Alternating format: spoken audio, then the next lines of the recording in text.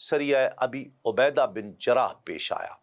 اس کا پس منظر یوں ہے کہ جوہینہ کا قبیلہ بحر احمر کے ساحل پر آباد تھا۔ حضور نبی کریم صلی اللہ علیہ وآلہ وسلم کو یہ اطلاع ملی کہ اس قبیلے کی ایک شاخ آمادہ شر و فساد ہے، تو نبی کریم صلی اللہ علیہ وآلہ وسلم نے حضرت ابو عبیدہ بن جراح کو تقریباً 313 مجاہدین کا امیر بنا کر ان کی سرکوبی کے لیے روانہ فرمایا۔ ان مجاہدین میں حضرت عمر خطاب رضی اللہ تعالیٰ عنہ بھی شریک تھے۔ سرکار دو عالم صلی اللہ علیہ وآلہ وسلم نے مجاہدین کی خوراک کے لیے کھجوروں کا بھرا ہوا ایک تھیلا مرحمت فرمایا، کیونکہ اس سے زیادہ سامان رسد دینے کے لیے گنجائش ہی نہیں تھی۔ اس باب میں حضرت جابر بن عبداللہ رضی اللہ تعالیٰ عنہ فرماتے ہیں کہ حضور نبی کریم صلی اللہ علیہ وآلہ وسلم نے ساحل سمندر کی طرف ایک دستہ بھیجا جس کی تعداد 300 تھی۔ اس کا امیر حضرت ابو عبیدہ کو مقرر فرمایا تو ہم روانہ ہوئے۔ ہم ابھی راستے میں ہی تھے کہ کھجوروں کا وہ تھیلا جو حضور نے مجاہدین کی خوراک کے لیے مرحمت فرمایا تھا وہ ختم ہو گیا۔ حضرت ابو عبیدہ نے تمام مجاہدین کو حکم دیا کہ جس کے پاس کھانے کی کوئی چیز ہو وہ یہاں لے آئے، تو سب نے جو کچھ کسی کے پاس تھا لا کر وہاں پیش کر دیا۔ ان کھجوروں سے وہ برتن بھر گیا جو کھجوریں ذخیرہ کرنے کے لیے ہمارے ساتھ تھا۔ حضرت ابو عبیدہ ہر روز ہر مجاہد کو کھجوروں کی ایک مٹھی بھر کر دیا کرتے، اس پر ہمیں 8 پہر گزارنے پڑتے۔ چند روز کے بعد جب یہ کھجوریں بھی ختم ہونے کے قریب پہنچ گئیں تو آپ نے کھجوروں کی ایک مٹھی دینے کے بجائے مجاہدین کو اب کھجور کا ایک ایک دانہ عطا کرنا شروع کر دیا۔ وہب بن کیسان کہتے ہیں کہ میں نے حضرت جابر سے پوچھا کہ ایک کھجور سے تمہارا کیسے گزارا ہوتا تھا؟ تم اس ایک دانے کو کیا کرتے تھے؟ حضرت جابر نے کہا کہ ہم اسے چوستے رہتے، جیسے ایک شیرخوار بچہ ماں کا دودھ پیتا ہے۔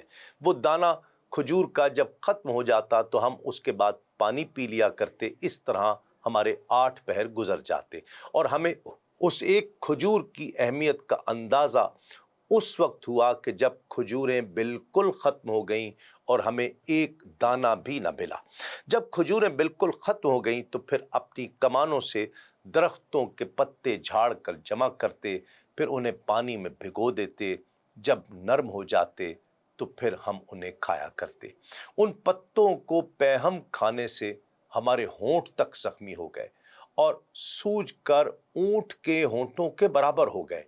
ہمیں 3 ماہ تک وہاں رکنا پڑا اور یہی بھیگے ہوئے پتے ہماری خوراک تھی۔ ان مجاہدین میں بنو خزرج کے رئیس حضرت سعد بن عبادہ رضی اللہ تعالیٰ عنہ کے فرزند قیس بھی شامل تھے۔ ان سے اپنے ساتھیوں کی یہ خستہ حالی دیکھی نہ گئی۔ انہیں آواز بلند اعلان کیا کہ کوئی شخص مجھ سے اونٹوں کے بدلے کھجوریں خریدنے کے لیے تیار ہے، وہ اب اونٹ مجھے دے دے اور میں اسے یہ کھجوریں مدینہ طیبہ واپس جا کر دے دوں گا۔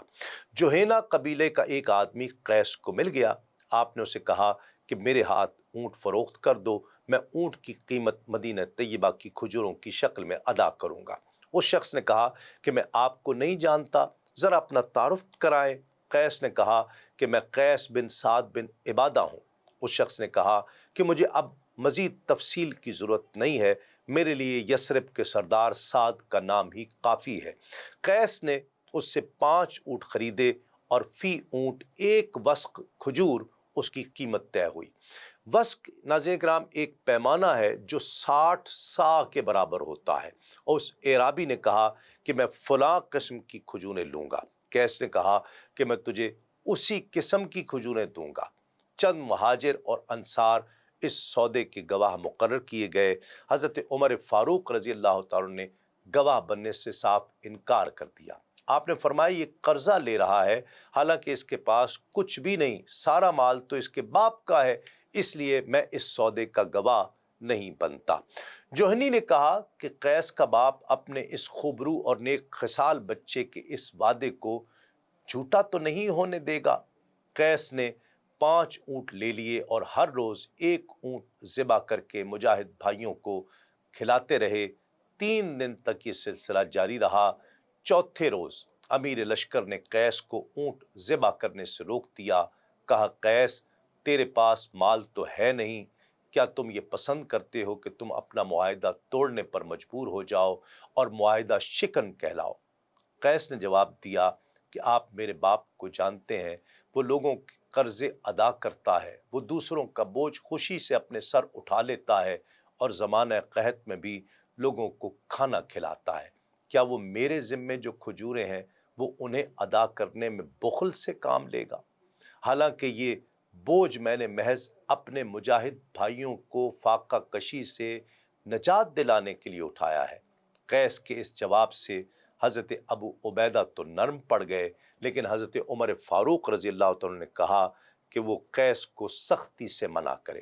ان 5 اونٹوں سے 3 اونٹ ذبح کر دیے گئے، باقی 2 اونٹ بچے۔ واپسی پر وہ مجاہدین کی سواری کے کام آئے، مجاہد باری باری ان پر سوار ہوتے رہے۔ حضرت سعد بن عبادہ کو جب مجاہدین کی فاقہ کشی کے بارے میں علم ہوا تو انہوں نے اپنے بیٹے سے پوچھا کہ اس فاقہ کشی کی حالت میں تم نے کیا کیا؟ تو قیس نے بتایا کہ میں نے 1 اونٹ ذبح کیا اور اپنے ساتھیوں کو کھلایا۔ پوچھا پھر؟ کہا دوسرے دن بھی اونٹ ذبح کر کے مجاہدین کی خدمت میں پیش کیا۔ آپ نے پوچھا پھر؟ کہا تیسرے دن بھی اونٹ ذبح کیا۔ کہا پھر مجھے ایسا کرنے سے منع کر دیا گیا۔ آپ نے پوچھا کہ کس نے منع کیا؟ کہا امیر لشکر نے۔ تو پوچھا کہ کیوں؟ تو کہا کہ انہوں نے خیال کیا کہ تو نادار ہے، جو مال ہے وہ تو تیرے باپ کا ہے۔ یہ سن کر حضرت سعد بن عبادہ بولے کہ میں نے کھجوروں کے 4 باغ تمہیں دے دیے، ان میں سے جو سب سے کم تر باغ ہے اس سے 50 وسق کھجوریں تمہیں حاصل ہوں گی۔ حضرت سعد نے یہ 4 باغ لکھ کر اپنے بیٹے قیس کو دیے اور حضرت ابو عبیدہ اور دیگر صحابہ نے بطور گواہ دستخط کیے۔ ایک اور روایت میں آتا ہے کہ حضرت جابر فرماتے ہیں کہ وہاں سے ہم ساحل سمندر پر آئے، سمندر کی لہروں نے ایک بہت بڑی مچھلی ساحل پر اچھال دی۔ اس مچھلی کو عنبر کہتے ہیں، یہ 60 گز لمبی ہے۔ ہم نے آج تک اتنی بڑی مچھلی نہیں دیکھی تھی، دور سے یہ بڑے ٹیلے کی مانند نظر آتی تھی۔ ہم اسے اٹھا کر لے آئے اور جتنا عرصہ یعنی 15 یا 18 روز یا پورا مہینہ ہم وہاں رہے، اس مچھلی کا گوشت بھون کر کھایا کرتے۔ ہماری تعداد 300 تھی۔ اس کا گوشت کھانے سے ہماری صحت پر بڑا اچھا اثر پڑا، ہمارے چہرے سرخ اور بدن فربا ہو گئے۔ ہم اس کا تیل اپنے بالوں کو لگایا کرتے تھے اور جسم پر مالش بھی کیا کرتے تھے۔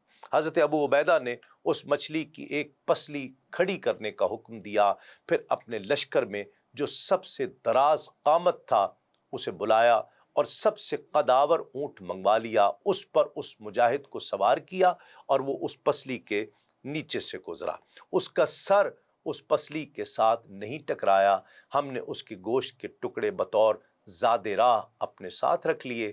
ابو حمزہ خولائی کہتے ہیں کہ ہر مجاہد نے اپنی خواہش کے مطابق گوشت رکھا اور چراغوں میں اس کی چربی ڈال لی اور ہمراہ لے کر آ گئے۔ ناظرین کرام، حضرت جابر رضی اللہ عنہ سے مروی ہے، آپ فرماتے ہیں کہ جب ہم مدینہ طیبہ پہنچے اور بارگاہ رسالت میں حاضر ہوئے تو ہم نے اس مچھلی کا ذکر کیا تو حضور نے فرمایا کہ یہ رزق تھا جو اللہ نے سمندر سے نکال کر تمہیں عطا کیا۔ پھر پوچھا اس کا کچھ گوشت تمہارے پاس ہے؟